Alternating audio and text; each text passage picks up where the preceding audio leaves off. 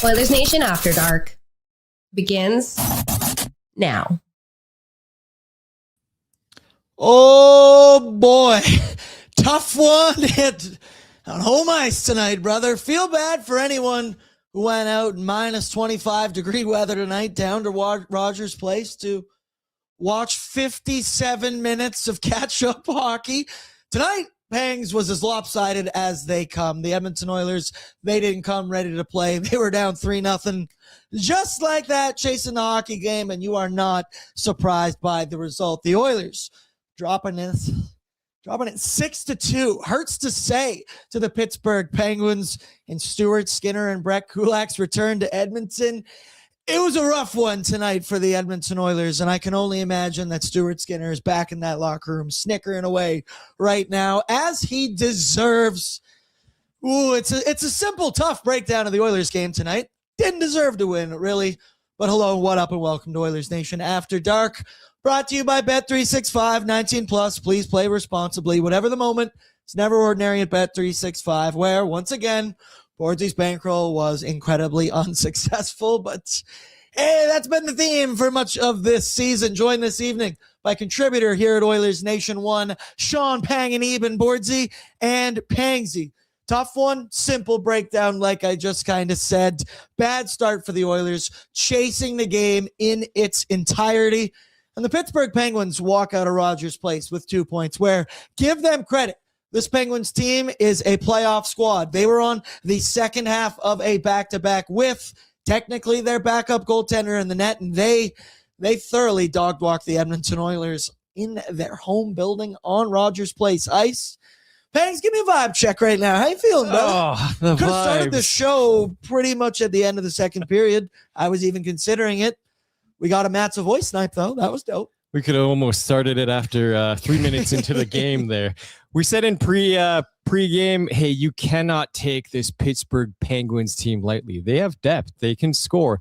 And second game in a row, the Edmonton Oilers come out absolutely flat. Little bit concerning. They made a little bit of a pushback, but in the end, it was just not enough. And the vibes kind of suck. Vibes could be better. OJ, is totally the goalie's fault that the 3 of the first 4 shots on goal were breakaways. Yeah, I saw Peyton was in the chat as well. I believe he said, where was this? If anyone blames that on Tristan Jarry, you're dumb. The irony? Read how he spelled your.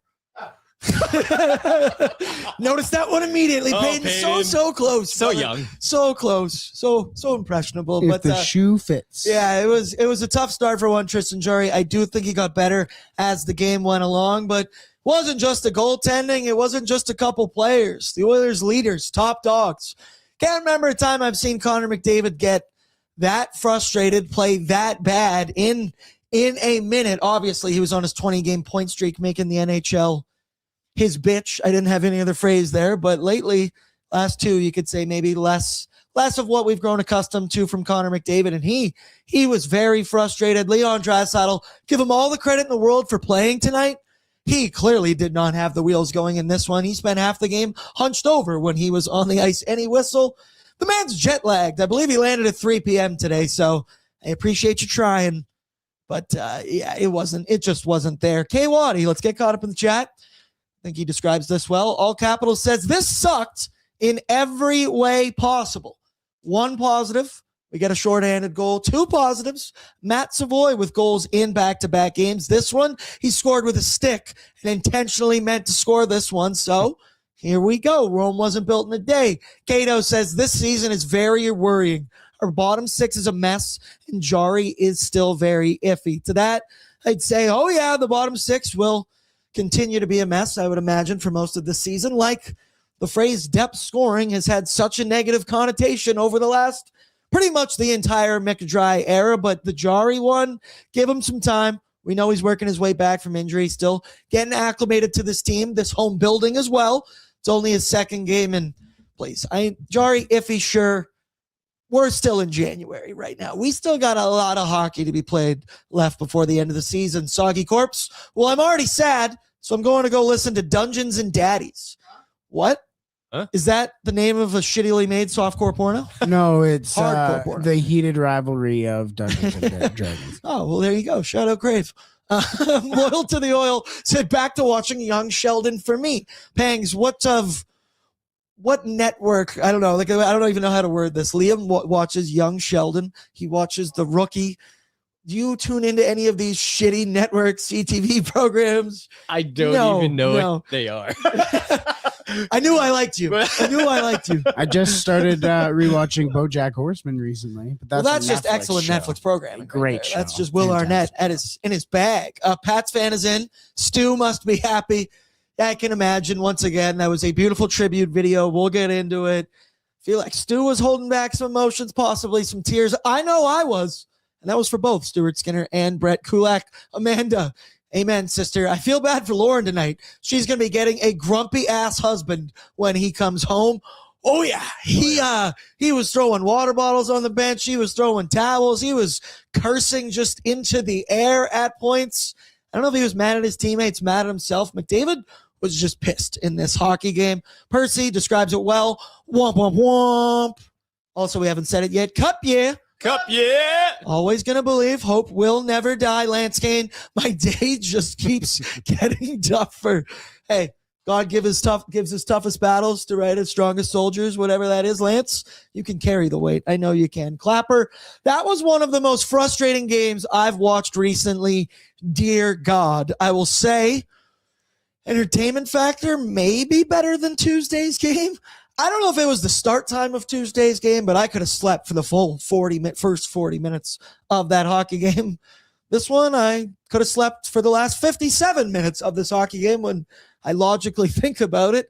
Tough week on home ice for the Edmonton Oilers. Austin said, Bread's beef tonight, please. And to that, not even entirely sure what you want his beef about. Is it about the referees? Because I do think there was a couple moments. Matthias Janmark got drilled face first into the boards, first contact into the back at the end of the first period, and no call. Not even much of a response from the Edmonton Oilers. Andrew Mangiapane was the only one getting in there, and took him a sweet minute to get on in there and throw one of these ones. I thought that was an unbelievable missed call, so who knows? Lance Kane says he blames the chips. That's your fault. So you'll wear that the one. The brand, the flavor, what? Oh, damn it. And then Bob, thank you for someone here he's saying this kidding, I hope. Guys, I think it's time to run Tristan Jarry out of town.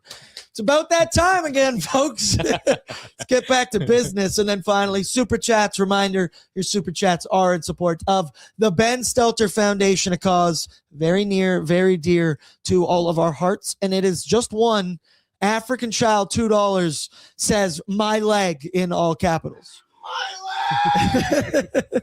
Thank you, Brett. That's why they pay the big bucks behind the scenes. What? Tough one tonight. Once again, you see the voicemail line pinned up at the top of the YouTube chat right now.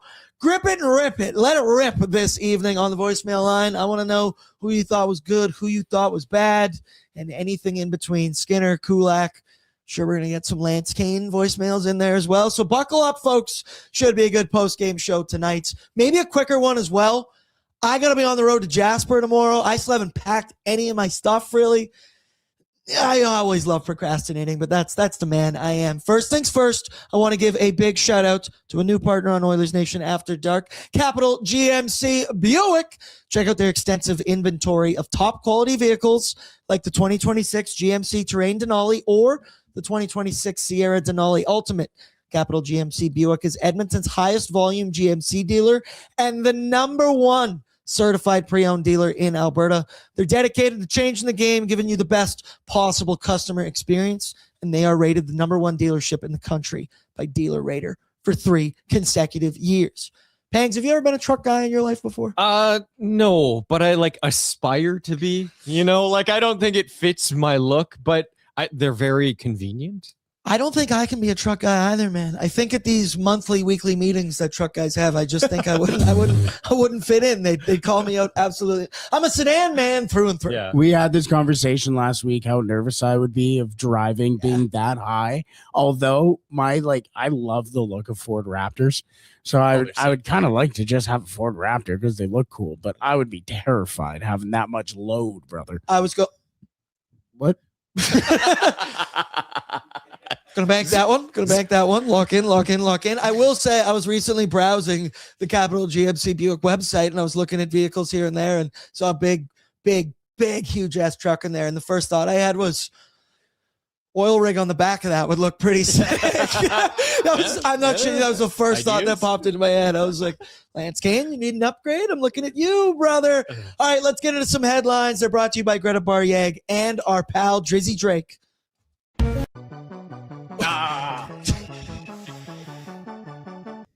I was going to the Greta. God damn it. Fair enough. Headlines brought to you by Greta Baryeg, my favorite spot in the entire city. Great place to host a party, an event, anything, arcade, bar, street food. The menu, unbelievable. The drink deals, also unbelievable. And we're going to be there throughout the rest of the season. I'm not organized. I don't answer my emails well. So shout out to Kennedy because she has placed all of our Greta events from now until the end of the regular season in there. I appreciate that. And I can't wait till we're going to be back inside Greta Baryeg. Pangs, need to get you back in there. Yeah, it's super fun in there. Their food is just phenomenal. Even their fries. What do they do? Dill pickle fries. That's what it is. Dill pickle fries. Very good. And whatever the sauce is. Yeah. I don't know. I wish I could just read the menu. I could probably tell you that, but that ain't my style. Headlines tonight, folks. The worst possible start to a hockey game that you could really ask for. The Oilers down 3-0, multiple minutes into the hockey game. Or sorry, let me say that again. Down 3 minutes into the hockey game. 3 goals on 4 shots. 3 goals scored within a 37-second span. It went from bad to worse. Brett, let's cycle through them here because it felt like you blinked and then the Oilers were already down 3-0. And normally, I'd say that's a great spot for the Oilers to live bet the comeback. But nope, you just didn't feel like they had it. So here's the first one. We see it going on the rush. Brazo sends it cross ice to Anthony Mantha, where I guess we were in for the Anthony Mantha legacy game off the hop of this one because he scores there and seconds later gets sprung on a breakaway. The Oilers turn the puck over in the neutral zone at center ice. And we talked about it.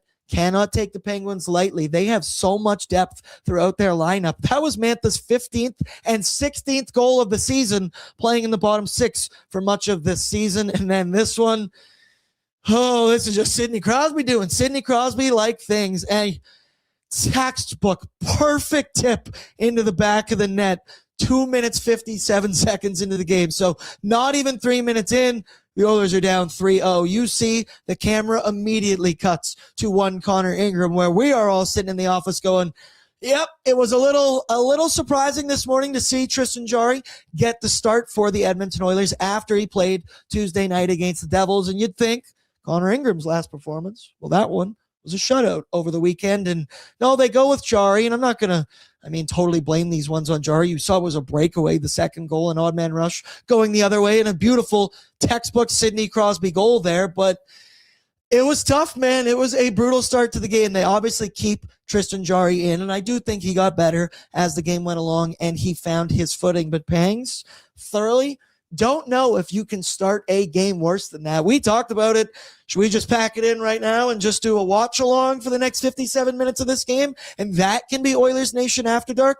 Brutal start on home ice for the Oilers against a team on the second half of a back-to-back. They were in Calgary last night. Yeah, the Oilers just came out completely flat, no jump and puck watching. And for Tristan Jarry, he got a glimpse of what Stuart Skinner experienced at times throughout this season when the team in front of him wasn't playing very good. And yes, Tristan Jarry, before this game, he was among goaltenders, minimum 10 games played. He led the league in high danger unblocked shot attempt save percentage at .912. But there's nothing he could really do on 3 of those goals. Even a prime Dominic Hasek couldn't have even saved those. So I do not put the blame on Tristan Jarry. The team just came out absolutely flat. Tristan Jarry in this hockey game finishes with 16 saves on 22 shots for a .727 save percentage. Saw it online a lot, giving his best tribute to one Stuart Skinner.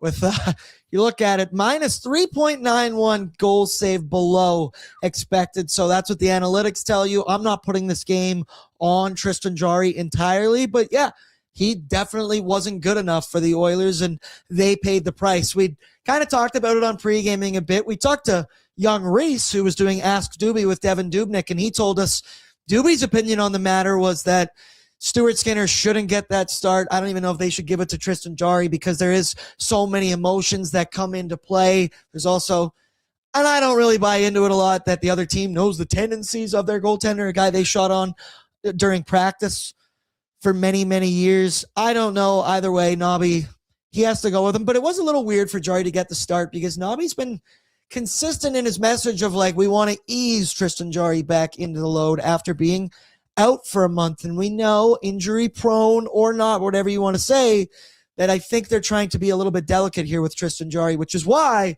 I was surprised he was in the hockey game. But overall, there weren't many Edmonton Oilers that were good out there in this hockey game tonight. We went through a list earlier, and I said, pretty sure Vasily Podkolzin was at the top of that list for me. And then it kind of leads me into Connor McDavid and one Leon Draisaitl. They just simply didn't have their best hockey games tonight. I want to save it for a little bit later on in the show, but we do have a clip here. Connor McDavid, the captain, leader of the Edmonton Oilers, talking post-game about the Oilers needing to find some urgency. Because the one thing I'll say about you go down 3-0 that early in the hockey game, at least positive spin zone, we saw the Oilers kind of immediately snap into some urgency and some play of, okay, we're going to funnel pucks, dirty areas in. Archer Sheloffs, he was good. The Penguins, they did defend well, but we've seen the Oilers, especially Tuesday night, skate around for 40 minutes, and at least we didn't have to wait for 2 periods for the Oilers to come out with some urgency. But here's Connor McDavid talking to the media about finding that urgency. Well, it starts with me. I think the last 2, probably not my best. I could be better. When I'm better, usually the whole group responds, and so that starts there. Sense of urgency didn't even start in practice. I thought our puck play's been real bad, real bad. Not really connecting on passes. When we do, kind of sloppy, bouncing, whatever it is. So, when you're playing that way, it looks slow and clunky, and I thought we've looked that way for the last 2 games.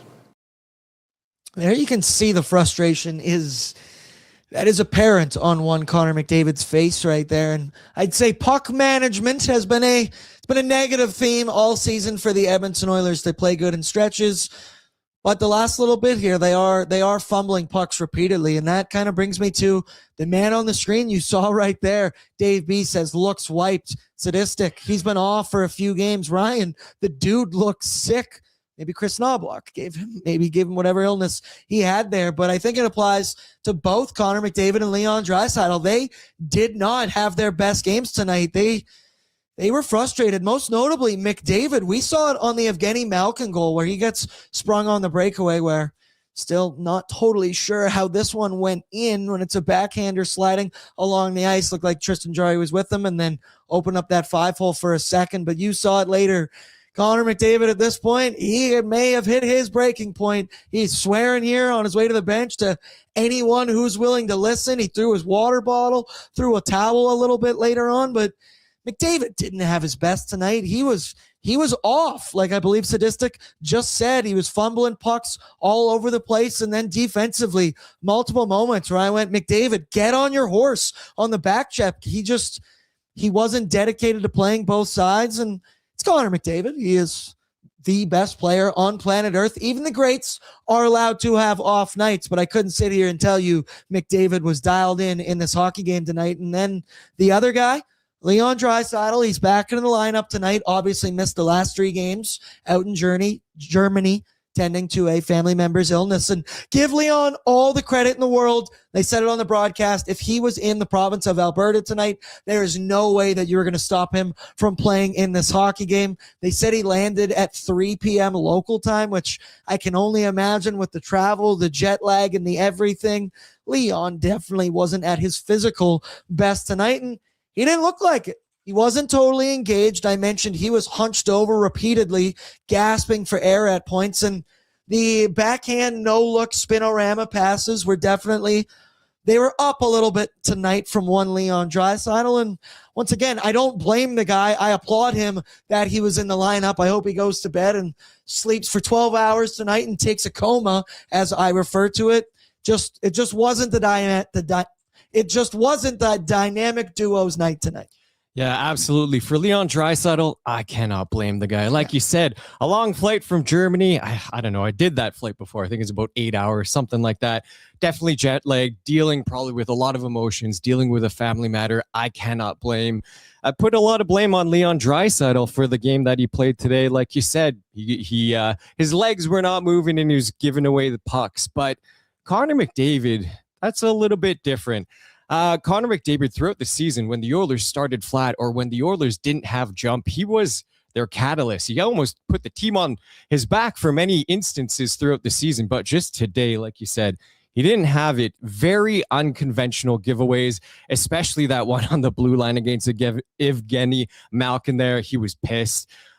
Just a tough night for Connor McDavid. He was hoping he could just kind of wipe this one away and turn the page for the next game. It's a little concerning just of what he said there in that post-game interview about we weren't completing passes in practice. And that's simple. You practice how you play. And at the end of the day, that does fall on the leader of the Edmonton Oilers. And Connor McDavid is the one that wears the C. And by his attitude and look there in that post-game interview, if the Oilers are practicing tomorrow, something tells me McDavid's going to have some urgency in practice tomorrow afternoon. Some people, Percy, calm down. Great players have ass games from time to time. Absolutely. Dave B. McD was the only Oiler to play over 20 minutes a night. D-Pow looks like he's been overplayed in minutes in the first half of the season. I know Liam Horban was kind of making this argument recently on Oilers Nation every day. I don't totally subscribe to it. This man's in the prime of his career. He is getting paid boatloads of millions of dollars to be the best player. And he would tell you himself, he said it before. This is why I get paid the big bucks to be out there on the ice at opportune moments. That means an extra shift here and there. That means power play here and there. It is what it is. I would much rather have 97 and 29 out there on the ice, maybe being overworked by a bit. That's my thought. At the end of the day, we have discussed some of the struggles of the bottom six this season for the Edmonton Oilers. So, yeah, maybe let's go now. Let's do the good, the bad, and the oily. Brought to you by Oodle Noodle. Download the app today.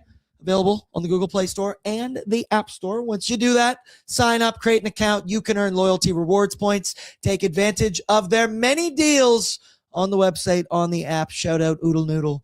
100 times better than Walkbox, and I will stand by that. Brett, kick it off with the good this evening. It was a little bit few and far between this evening. We went with the Jake Wallman shorthanded goal tonight because you could say the Oilers down 3-0 early on in this hockey game. They needed something early on in that second period, and I would argue taking a minor penalty, going down on the PK, not the ideal scenario, but what do you know? The Oilers, they find a way. Shout out Matthias Janmark, creating a turnover at neutral ice, skating it up the ice, and then finding a trailing Jake Wallman coming down in the slot. And that's that Wallman shot that we know and love that I have missed for much of the season, I will say. You look at this, Janmark head up the whole way. Wallman, no hesitation on the shot. The celebration, absolutely fantastic as well. That's when you know Jake the Snake is feeling it. The other good I might have mentioned is Matt Savoy, 2 goals in 2 games, but Pangs, always nice to score one when you're down a man. Yeah, Wallman, he missed a big stretch of games, came back maybe for a few games now, and I feel he's been trending upwards. So for him to get put the puck past the netminder there, past Shilovs, good on him, because I think that's just going to do wonders for his confidence. And the Oilers moving forward, they really need Wallman to be at the top of his game. Lance Kane says Janmark is so underappreciated at Oilers Nation. Yeah, he's kind of just once again, I think even Tyler and Liam, who they are the peak of Janmark haters. I'm right here. I'm just aware that the 1.3, I believe that it is. Maybe it's a tad little much. Maybe 3 years was just a tad little much. But I'd argue this season, Janmark isn't getting paid for his offensive production, right? And to put the puck in the back of the net. But in his role on the fourth line, on the PK, you know what you're going to get from Matthias Janmark. And tonight, oh boy, did his face almost get just destroyed into it did. He did get destroyed into the boards, but his face was able to shield away from it a little bit. Janmark, Lance, you're right. We do need to give him his flowers. And on that play, he was essential. He's the reason they got that goal. With good comes bad. We went with 3 goals in 37 seconds. It don't get much worse than that. Actually, yeah, it does. When it's in the first 3 minutes of the hockey game, the Oilers, they were fighting it. Tristan Jarry looked a little bit shaky at kind of moments there, and it was just, you can tell by the camera, immediately cutting to one Connor Ingram. I think everybody in that building was thinking it. We were thinking it back at home. Chris Knobloch definitely wasn't thinking it, as he kept the jar man in there for the entirety of the hockey game. Once again, not on Jarry entirely, but 3 goals in 37 seconds, Pangs. There's not much more we can really say about it at this point. No, but I brought 3 bags of chips today. Before I opened the salt and pepper, they scored 1. I opened the barbecue, they scored the second. So maybe Lance Kane is right. I shouldn't have brought those 3 bags of chips. My fault, boys. Everybody's got to have accountability. Everybody's got to wear it. There's Lance Kane once again. We also have a clip here. This kind of ties in. Chris Knobloch speaking post-game about how the team played in front of one Tristan Jarry. Let's take a listen. Yeah, very disappointing, especially for Jarry. And, you know, how many breakaways, 2-on-1s, grade A scoring chances. Like, you look at the shots against, and it looks bad. That 6 goals on 20-some shots. But the type of chances that we gave up were not an easy night for our goaltender. And it kind of reminded me of the way we were playing at the beginning of the year. You know, we would outshoot teams. We'd spend more time in the offensive zone. But the chances we were giving up were just pretty much inexcusable. So, yeah, I think this team is very confident that we'll be able to rebound after poor games. And the other night we played 40 terrible minutes and we're able to put in a strong third period. Wasn't enough to come from behind. And I think there was just an overconfidence that everything's going to be all right. We'll be able to get this one tonight. I like hearing that from my head coach right there. After we saw the first 40 minutes against the New Jersey Devils, the piss poor effort tonight from most guys throughout the lineup, I like that he's holding them accountable there. And once again, feel like tomorrow the boys might be doing some skating at practice years. They got to go back to the drawing board and they got to get back to the details. Yeah, absolutely. Nobby, you know, and I'm not going to lie, I was just reading all the chip comments. I wasn't even listening to Nobby. Fair enough. Yeah, I see some people, Lance Kane said, this ain't a chip town. We are a jerky city. That one got me going as well. Alive bang. Whoa. Says, better than a dead bang. I mean, technically, legally, yeah. Tonight. You want to list somewhere? Yeah. That's like the guy who's like, no, guys, I'm not a cop. I'm not a cop. Are you a fucking cop? Because if you're a fucking cop, you have to tell me. I'm not a cop. Anyways, Yeah. You guys got any of that reefer? I like this awesome final buzzer. And I mean, this could have been a fact. This could have been something tonight. Goalie polls aren't always about the goalie. Yeah, you could tell maybe the Oilers needed maybe a quick time out there to sit back, reassess what's going on right now, take a deep breath. But I mean, after it was 3-0, the Oilers didn't get scored on for the rest of the first period. I say that like I'm proud, but after the start of that hockey game, yeah, it wasn't much going right for the Edmonton Oilers. Oh my God, so far. For the podcast listeners, he said alive bang versus soggy corpse. We move on to the oily. This one's obvious. What a beautiful tribute video for both Stuart Skinner and one Brett Kulak. You could feel the emotions immediately if you were in the building, if you were back home. Stuart Skinner looked like he was fighting it a tad bit there, and massive respect to both of these guys. Well, however you feel about Stuart Skinner, I can't imagine you have many negative feelings towards Brett Kulak. That would be crazy of you. Respect to both of these guys for everything they did in their Oilers tenure. Obviously, Brett Kulak never missed a hockey game. And Stuart Skinner, whether you like him or not, he was a major part of back-to-back Stanley Cup finals, filled in for Jack Campbell when he became unplayable for the Edmonton Oilers. But that video, it was beautiful. They've just given us so many memories as fans that, hey, I know we didn't win the cup in the last 2 seasons, but I look back fondly on those 2 cup runs, and Brett Kulak, Stuart Skinner, they were major, major parts of it. I really appreciated the crowd all getting on their feet, clapping it up. You heard a big stew from the crowd. Did kind of feel like Brett Kulak was the forgotten man a little bit in that tribute video, but they put him in the little box there as well. The Oilers, they are a first-class organization. They do this stuff right. We saw it, Nugent's 1,000th game, Drai's 1,000th point. The Oilers, they know how to give you your flowers, I will say, and I thought they did an excellent job of that tonight for Stu and one Brett Kulak. We were feeling it in the office here. It was an emotional moment. Like hockey, NHL, it's a business, but that tribute video, it just shows the human side of things. Hey, these are players with emotions too. Over the last 2 years, but the Oilers going to the Stanley Cup Finals 2 years in a row. We've had many great memories from that, and I'd imagine those guys in those rooms had even better memories. And so for Brett Kulak, Stuart Skinner to get a tribute video like that, the fans to cheer him on, that was just really great to see. I'll tell you this, I'll let you know a little. I recently listened to Pink Pony Club. Aww. And it didn't entirely crush me. Oh. I did have the little like glimpse of a smile a little bit, and I was like, Pink Pony Club. I was like, I was thinking of all the W photos that we took. Really 14 cool. of them Stop to be it. exact. Stop. I do believe. Hanging out with Devin Dubnyk down at Greta.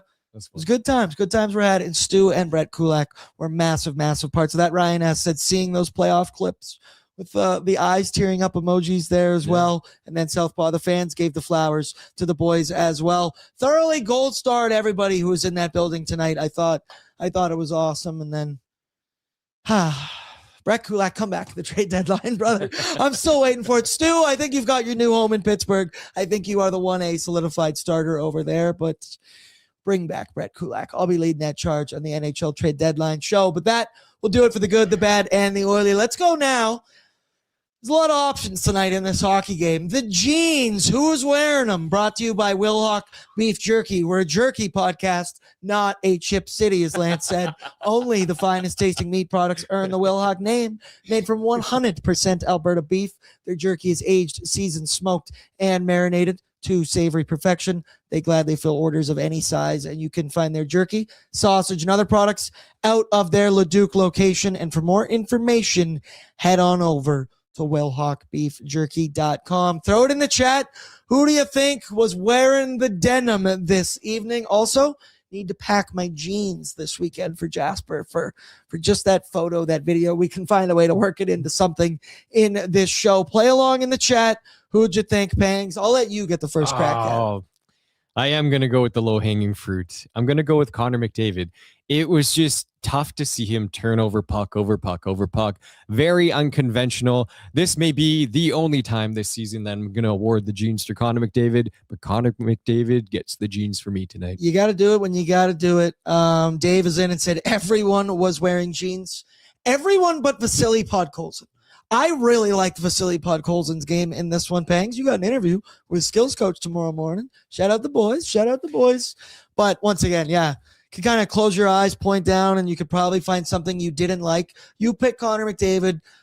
Feels shitty of me if I were to pick Leon Draisaitl, because I know physically what jet lag is like. I've never played in the NHL before. Could only imagine what that's like after a double-digit hour flight from Germany. So all the credit to Leon Draisaitl for just being out there in the hockey game tonight. Maybe, no, I'll do it. The refs. That no call on Matthias Janmark had me literally jump out of my seat. If that's not boarding, I don't know what is. Now, once again, in a 6-2 hockey game, that call is not going to change anything. But if we're talking jeans tonight, I didn't like that from the referees. That was, Janmark went flying face first. It could have been boarding. It could have been tripping as his stick was caught up in Janmark's feet as well. It's just a dangerous play that simply can't go unpenalized. I did not like the Oilers' reaction in that moment. Not nearly anyone. No one on auto shed like Vasily Podkolzin was on Tuesday night. That slash too on McDavid where he poked Erik Karlsson's stick. Yep. And then there was a non-called slash on Matthias Ekholm moments later. It was the McDavid one on Karlsson's slash. It was, and I'll reenact it here for you. That was what McDavid did. For the podcast listeners, I am slightly moving my arms, and Karlsson's stick just snapped in two, and that's, you could tell McDavid was already a little bit frustrated. That definitely ratcheted up a little bit, and then that That Malkin breakaway goal was just the straw that broke the camel's back entirely. 4-1 Connor McDavid. Couple options for the Jeans in this hockey game. And then on the back end, just wasn't good. Just wasn't good. Once again, I'm trying to think how many minutes before I looked, how many minutes did the D pairings go throughout here? Spencer Stastny, 14:51. I thought he was probably the D-man for me that was fighting it the most in this one, in his own end.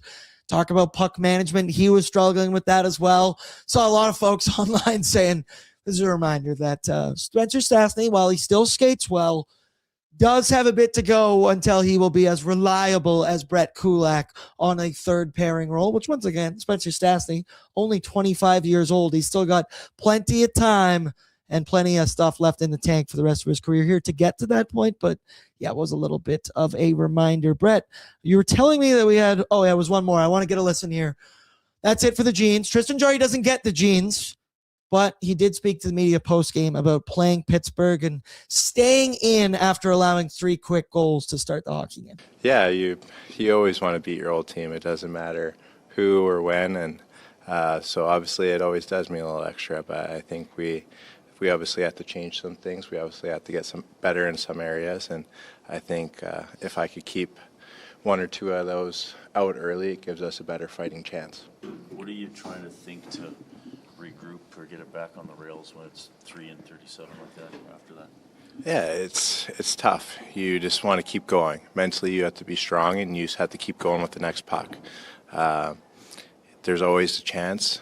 Teams give up goals here and there, and I think we got to keep pushing until the very end. It doesn't matter the score. I think if we could push till the very end and come out with the game that we like, we'll be on the better side of it more times than not. I'm not going to say take the tape out back and bury this one tonight for the Edmonton Oilers because there were plenty of mistakes that they need to fix. But I do think after tomorrow's practice, flush that one. Let's move on, turn the page, get ready for the Washington Capitals on Saturday night. We were just talking Jeans, and during that I remembered one moment that pretty good encapsulation of what the Edmonton Oilers did offensively tonight. Do you remember when the Edmonton Oilers had debatably a 4-on-1 in the offensive end? And banger, they didn't register a single shot on that opportunity. Some of the Oilers' best skilled players on a, it's again, debatable 4-on-1, almost looked like a 5-on-1, looked like a flying V coming up the ice. Shout out the Mighty Ducks. And at the end of that one, they overpassed the puck so much, Mattias Ekholm fumbled it below the goal line because that's where you want to set up the play. You want to gain the zone. Possession is the name of the game.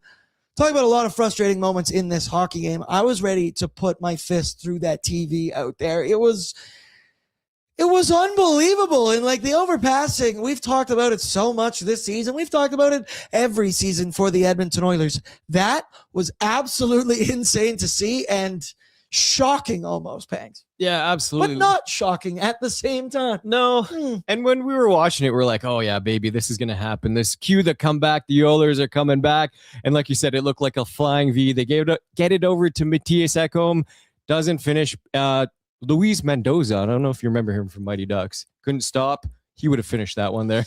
Tough one from the Oilers. I don't know. That almost like summarized the Oilers night in that play right there. Yeah, it was just play. If you missed the game tonight, just watch that one and you'll know how this one goes. Let's go now quickly. Boardsy's Bankroll brought to you by Bet365 19+. Please play responsibly.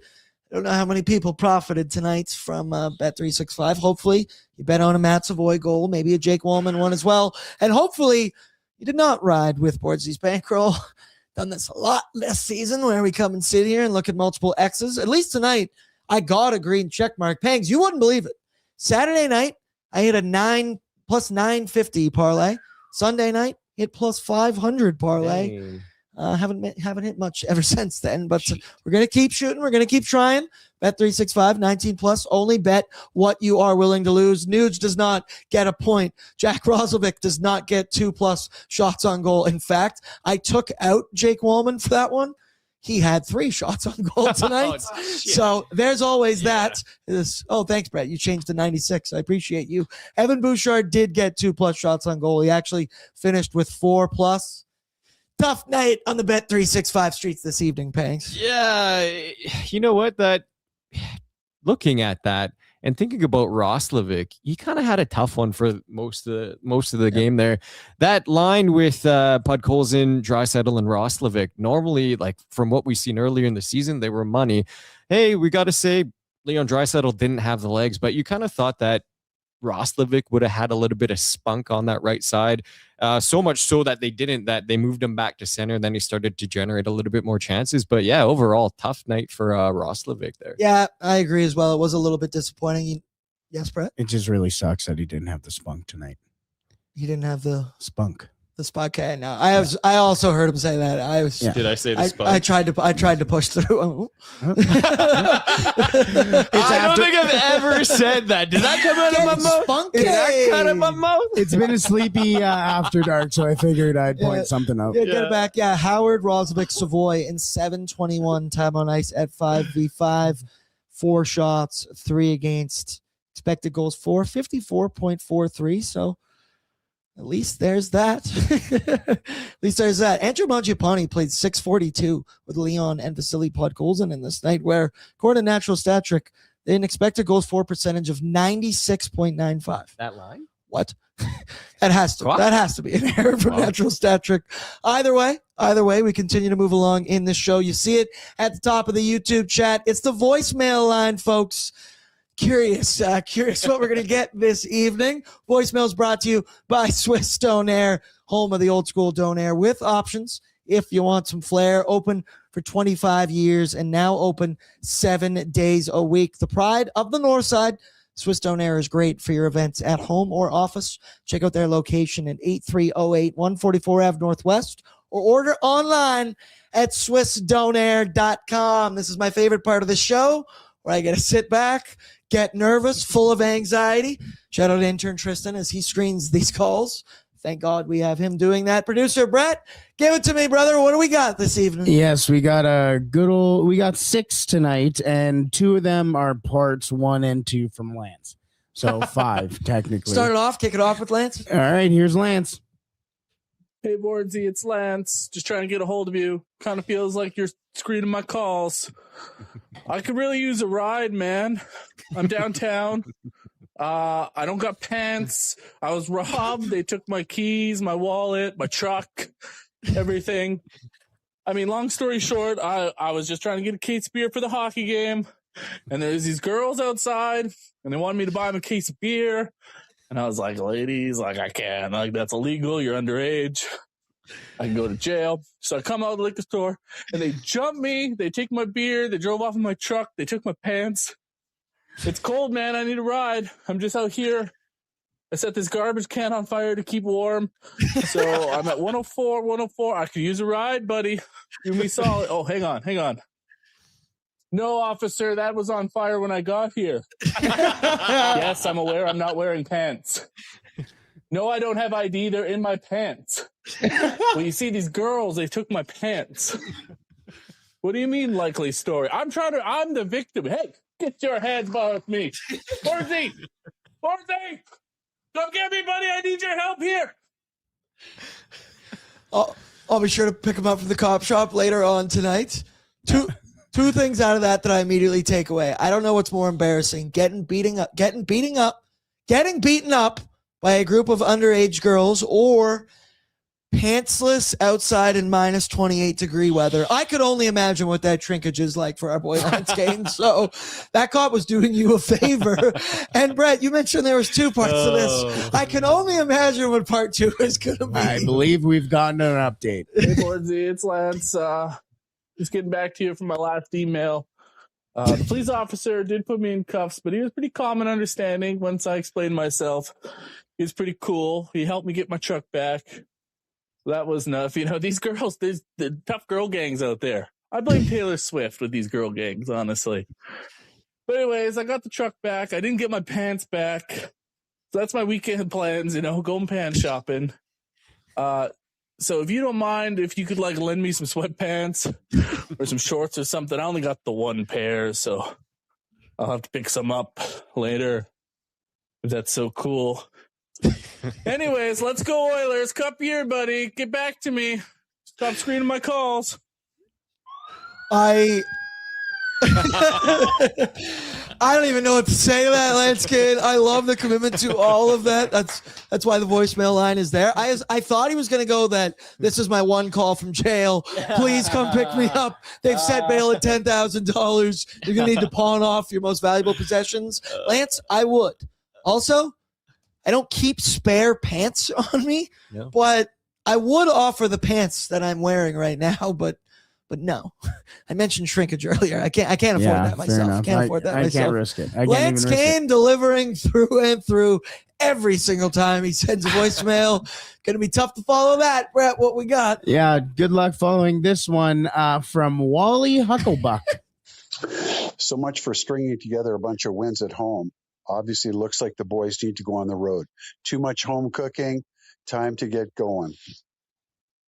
Dude, fair enough. I've talked about it so much that pretty much all season long, I wasn't worried in October, wasn't worried in November, not worried in December, because I was so confident that in the month of January, we've seen it in the past, the Oilers, the last 3 seasons, go on runs in January. Remember, they were undefeated in the month of January, 2 seasons ago, and you looked at how many home games they had, how many teams that were not in a playoff spot. Now, the Pittsburgh Penguins are a team currently in a playoff spot, but you look at that in the last 5 hockey games the Oilers have played, 3 of them were on home ice, or 4 of them on home ice. 3 of them they've lost. This is the area that I had penciled in. The Oilers going to create a cushion, create some distance between them, maybe not the Golden Knights, but the rest of the Pacific Division. Let's get that Kraken team, the LA team. Let's get some distance between them and the Oilers, but so far, that has not been the case. I do think I was pretty happy with the start of January, and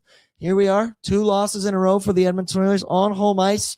Big one on Saturday night. We talk about it all the time, Pangs. Good teams, great teams. They will lose hockey games. They will lose 2 in a row, but they find the ability to stop the bleeding and stop the losing streaks. Hopefully they can do that on Saturday. Yeah, I think that's confidence. I really sure darn hope so here, but you know what? That's my reaction when we talk Freddie for the most part. But hey, to be fair, he doesn't deserve that. He has been better. You know what? It was a tough night tonight. Connor McDavid, before this game, in 9 games played against the Pittsburgh Penguins, he registered 24 points. He generally comes out hot against his childhood idol, Sidney Crosby. Didn't tonight, but I'd imagine next game, I believe, is against the Washington Capitals.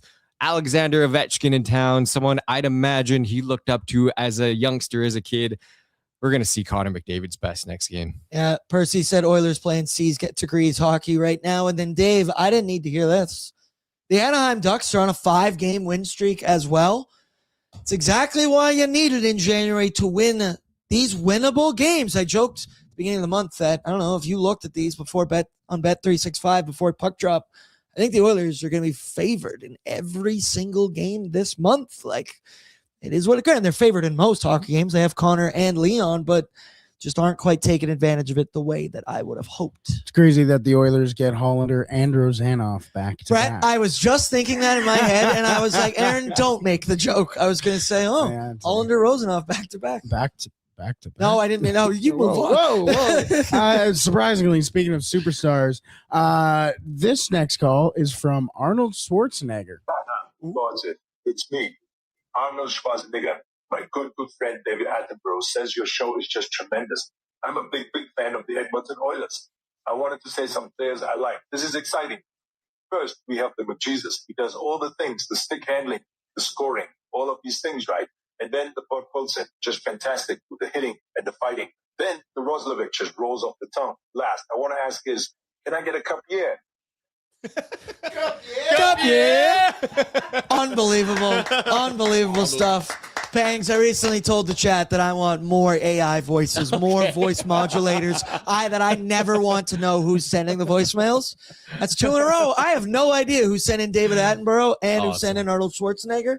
Also, Schwarzenegger, he's from Austria, not Germany. So it sounds German. Muscles from Brussels. That's what they call it. Did you ever watch the Netflix Schwarzenegger documentary that they put on? Just like wild stuff from that guy. Like biceps the size of my freaking head, man. Like, woof.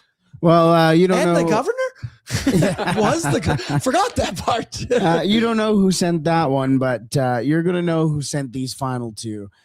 This next one is from who Battle said Peyton, but I'm assuming that is going to be some sort of stupid voice. But this is from Peyton. Sub Boardsy, sub Sean. Only thing I have to say is if anyone blames Tristan Jarry for that loss, you're dumb. Well, how do you spell your? Verbal meme. Got him.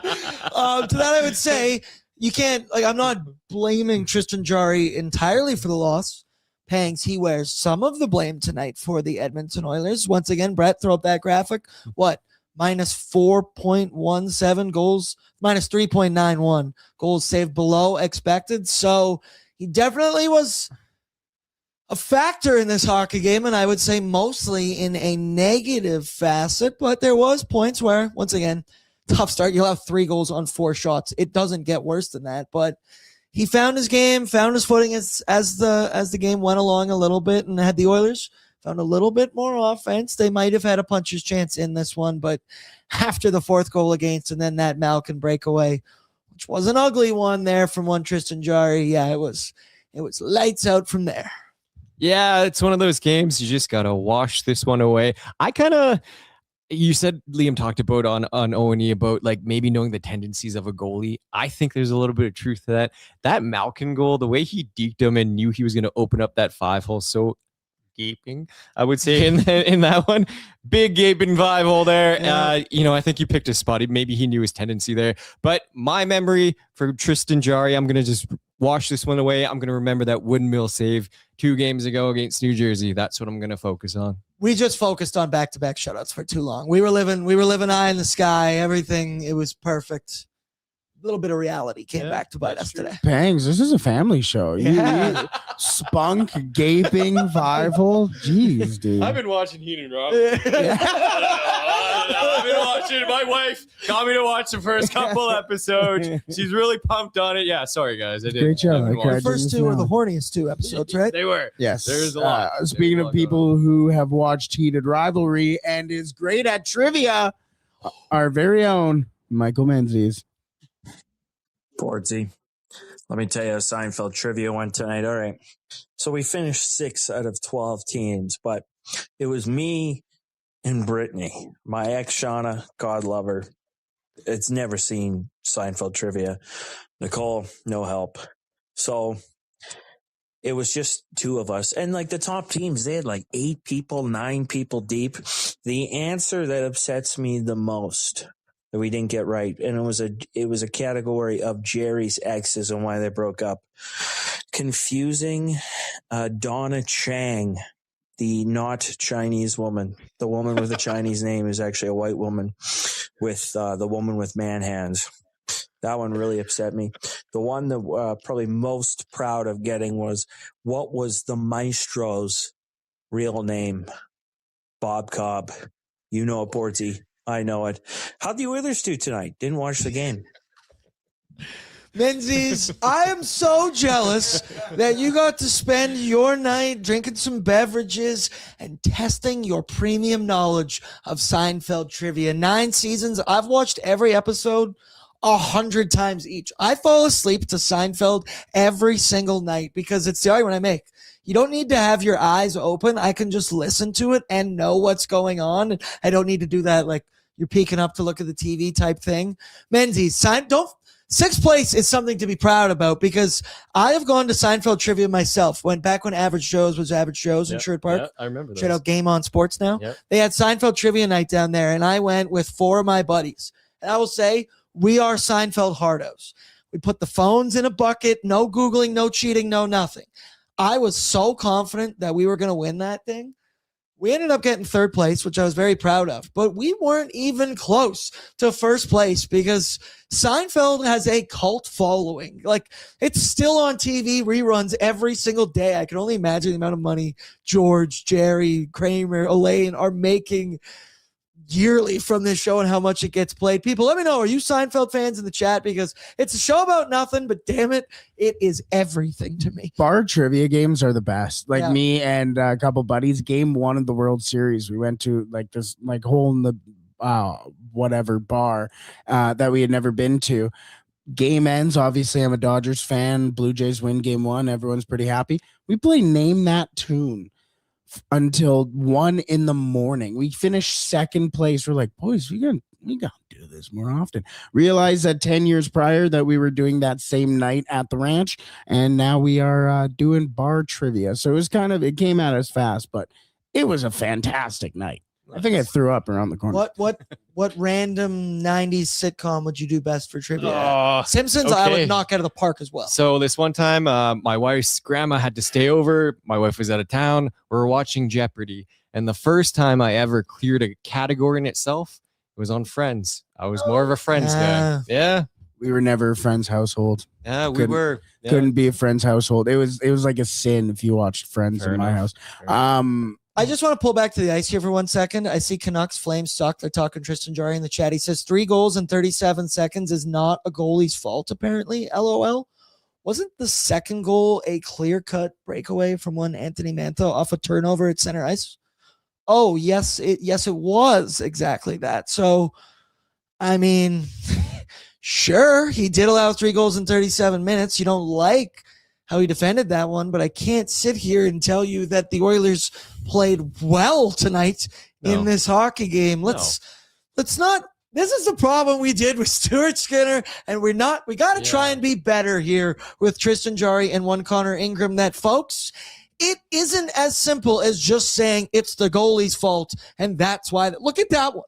Look where he is right there, completely alone. Thank you, Brett. Excellent pause. There are 18 skaters also out on the ice who can affect the hockey game. I understand there's the argument you need your goaltender to make a big save in the moment as well, but it's a two-way street.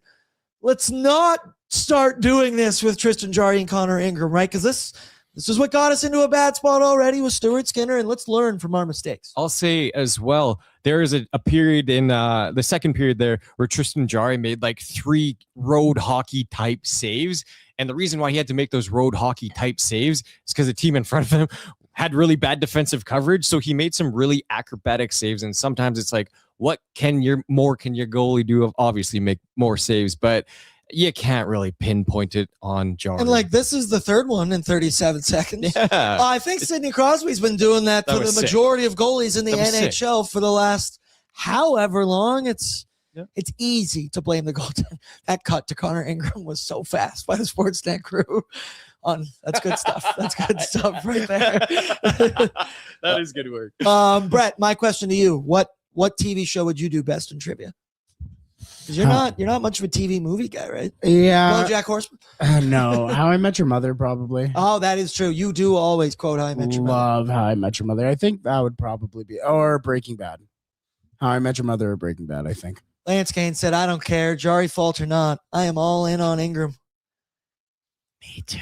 Yeah. Oh, the camera guy knew. Everybody knows in this city. Once again, plenty of time left in the season for the Oilers to figure out their game 1 starter in the playoffs, but at least we got a nice, healthy competition going right now. Jay said, The Office or Breaking Bad? See, it's like, Office. It shows like The Office where I'm like, yeah, I think I'd do well. But I think a lot of people would do really well. I think I know The Office good. I don't think I know The Office great. Yeah, there are some crazy Office people. Right? There's yeah, some that's people true. out there that are like me for Seinfeld. Like, I'm a crazy obsessive person about Seinfeld. Yeah, exactly. Final Buzzer says Family Guy. I'm probably on that tune too. Battle said Brooklyn Nine-Nine. Just finished Brooklyn Nine-Nine. Sneaky underrated good sitcom. Great show. What should I watch tonight when Seinfeld? Who am I? BoJack Horseman. No, Curb Your Enthusiasm. We crushed 2 hours earlier today. Yeah, that's true. Gotta get back on the train. That was it for voicemails. We ended on Menzies. That was everything. There we go, folks. That'll do it for us. Oilers Nation After Dark. Next time you see this face for pre-gaming and post-gaming, we're going to be out at the Jasper Pond Hockey Tournament this weekend. Tyler, Liam, some of the crew, they're already down there right now.